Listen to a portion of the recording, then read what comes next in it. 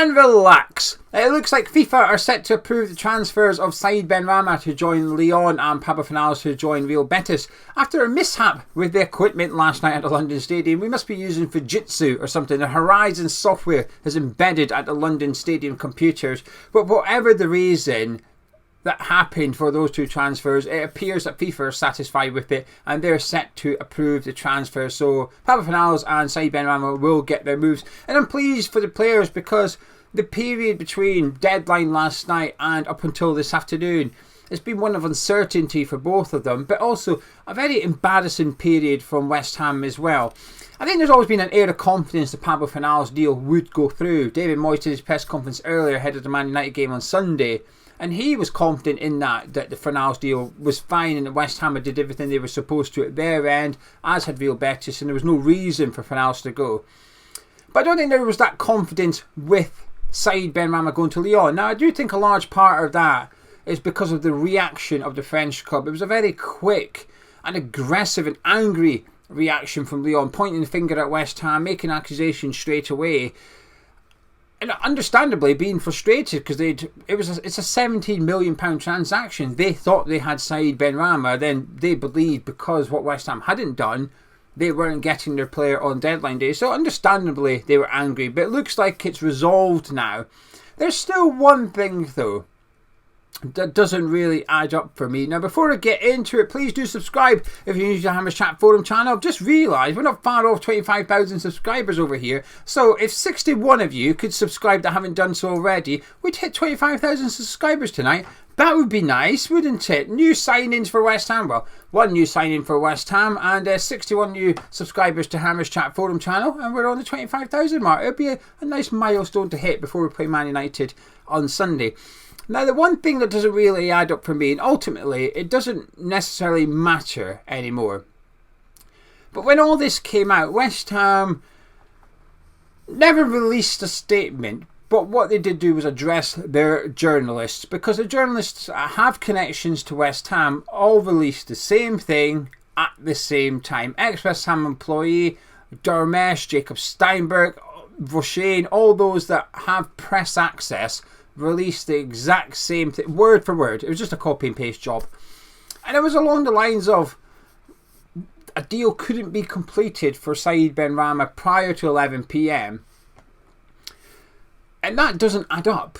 Because what we're now claiming is, well, we did our bit, it was just a malfunction. That pesky Fujitsu computers and that Horizon software we've got at the London Stadium, that is what's caused it. That is the reason for it. It doesn't really tally up what we claimed last night, because what we claimed last night was a deal wasn't done. Whereas Lyon was claiming it was done, you just haven't inserted the correct information prior to the deadline. So it's been a very embarrassing period for the club. I'm just glad it's come to what is the only acceptable resolution. Any other scenario would have been dangerous for West Ham in regards to the players, in regards to the clubs. I mean, I think it's fair to say that Lyon perhaps won't be so keen to deal with West Ham again in the future. Put them in the same file as the likes of Frankfurt and Sporting Lisbon and whatever under David Sullivan. But had Benrahma not been able to go to Lyon and or Fornals couldn't go to Real Betis, it would have created a very unnecessary and unhealthy situation for the player or players at West Ham.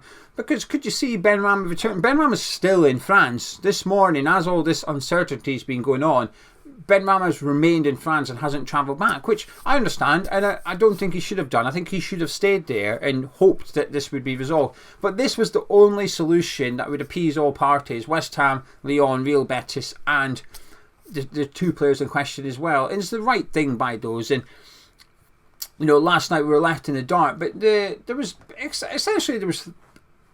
two, maybe three reasonable explanations. I say reasonable, three explanations. One is we pulled the plug on the deals because we failed to get anybody in. We got cold feet at the last minute and made sure that these deals didn't go through.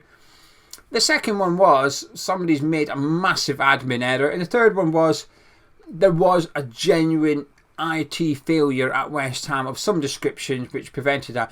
Now I struggle to believe that third one because of the way it works. It's just a website. You log in, you upload the details. It takes less than 10 minutes to put in the details. The player, the club's involved, the agents involved, the bank details, etc. It's a 10-minute a form that you have to fill in. And Lyon kept saying, we kept on reminding West Ham, and I do believe that. So I think there's the truth somewhere in the middle, which is we probably haven't done what we were supposed to do. But because all the paperwork was done, the contracts were signed, that FIFA are perhaps willing to just turn a blind eye to this one today. And it's the right resolution and the quickest one as well, because earlier on today the reports were Real Betis and Lyon were going to sort of join up and report West Ham to FIFA, and I think it was in FIFA's best interest that this got dealt with swiftly, and it has done, and I'm pleased because now we can draw a line under it. The transfer business is now concluded upon announcement of these two deals. We now know what our business looks like. Moyes knows who's available for Sunday or not. Benrahma obviously was suspended anyway, but Pablo Fornals was in London last night.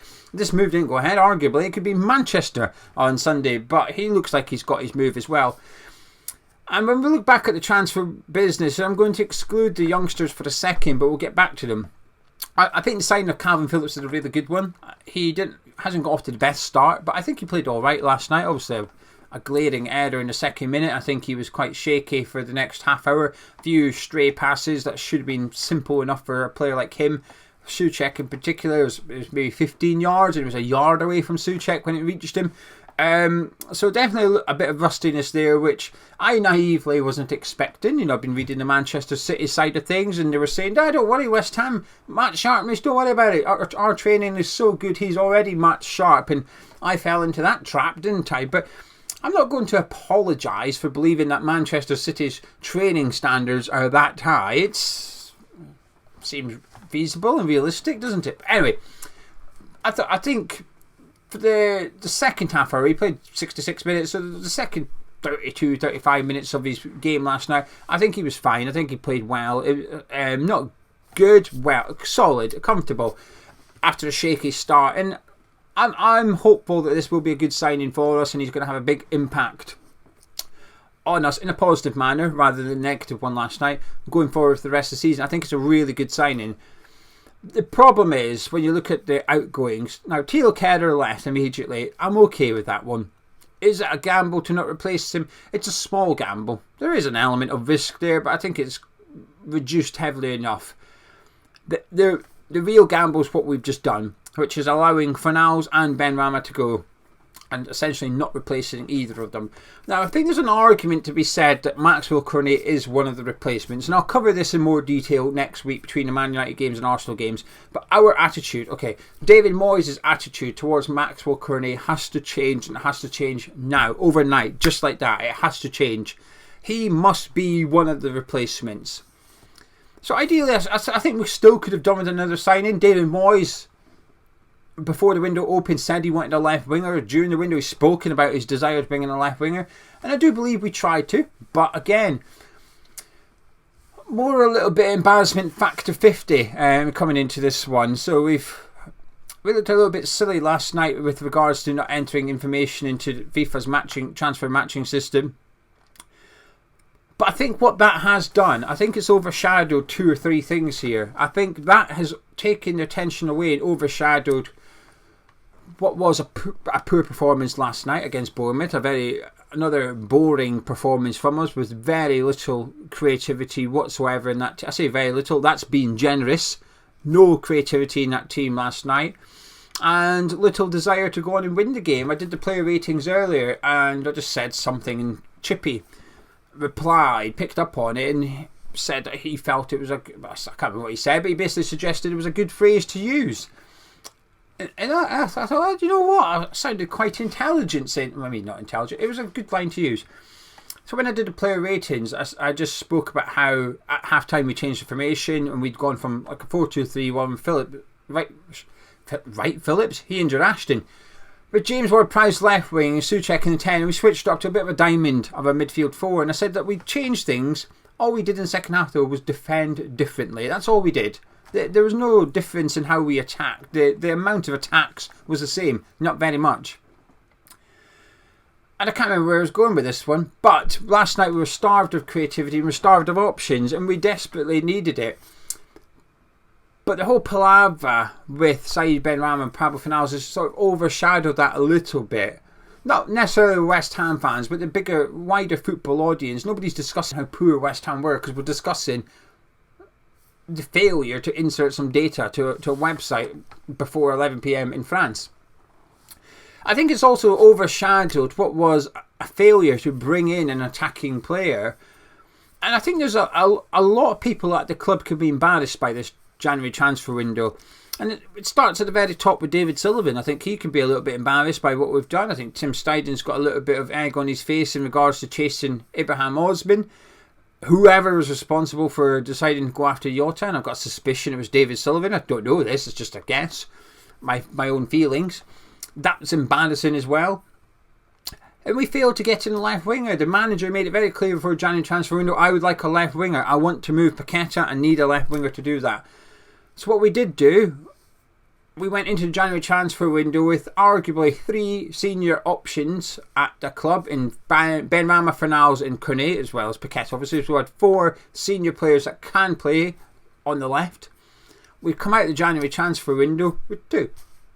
So David Moyes said, I would like a left winger. I'd like to upgrade my left wing options so I can move Paqueta. The club have downgraded the left wing options.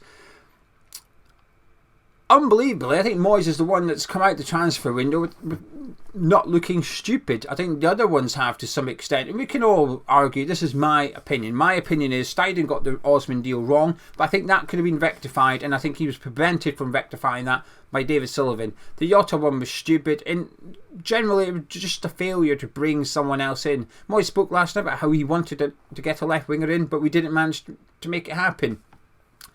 And then we get on to the youngsters, because when I spoke about this with Charlie said, but hopefully it creates a pathway for the youngsters. Now, I'm not against that strategy, but the problem is, who's the most likely players to play left wing from the youngsters? Probably Kyle Marshall and Kadua, both of whom were loaned out in the January transfer window. So it just feels like a big gamble. A really big gamble. And if we were 10th, 11th in Premier League right now, we weren't in the European football, I'd say, don't worry about it. We're not risking it. We're not getting relegated. We're not getting European football. It's the right thing to do because we've just raised over 20 million. And we'll get on. That's substantial. But we currently are 6. I don't think we'll remain 6, by the way. I don't think we will. I still think 8th is where we'll finish. But we do have something to play for. We do have something to lose. And that is European football next season. The possibility of winning Europa League, it's unlikely. But you don't want to get to the semi-final stage or the quarter-final stage or whatever and look at it and see that Liverpool got drawn against Leverkusen and in the next round the other one got knocked out. So come to semi-finals, the 4 teams that's left, you'd have fancied your chances against any of them. And you look back at January thinking, we should have done something. We should have done better business. Because I can't help but going back to 2 years ago when we were in the Europa League. We were in a really good position in January. Forgive me, I think we were 4th, maybe 5th. We ended up finishing 7th, getting knocked out in the semi-finals. And at the end of that season, there was a part of me that looked at that January transfer window when we did nothing and felt, if we'd got in one player that could have made a difference, you just don't know what would have happened. Maybe nothing, but you just don't know. I feel like we didn't seize the opportunity that we had done really well to get into. We do well to get into these positions. We've done well to get 6 in the league. The football is boring. It's horrific to watch. But results, take away what you want to see in emotion and look at the league table only. We're in a good position. We had an opportunity to build on that in the January transfer window. And we've got a substantial signing in Calvin Phillips. But at what cost? Well, 3 senior first team players have left. Now, the 17 million, I think, 17 for Benrahma and 8 million euros, over 20 million we've taken in for these 2 players. I think we could have a little bit of money in the summer. I say a little bit. I expected us to have had money to spend in January. You add in that money that we've just raised, and I know Calvin Phillips is an expensive loan deal, but coming out of this window with the wages saved, that's maybe 20 million into the summer kitty as well. I think we could have a decent bit of money, and we're going to need it because the squad is now skinny. So we're going to need to build in the summer, and that's without looking at who we need to replace that's currently at this club today. Creswell, Ogbonna, potentially Danny Ings, Soufal, potentially Ben Johnson. We don't know who's going yet. So summer's a big job. And I just think January could have maybe just made the summer a little bit easier, but actually, financially it has, but in terms of squad depth, or lack of signings more importantly, I think we've just made the summer a little bit more trickier than we needed to. But anyway, Said Benrahma looks like he's going to be announced as a Lyon player. Pablo Fornals will be announced as a Real Betis player. FIFA have approved both transfers. That embarrassment period for West Ham's come to an end. Wasn't ideal, wasn't pretty, but ultimately what we needed to happen has happened. Bar that left winger for David Moyes.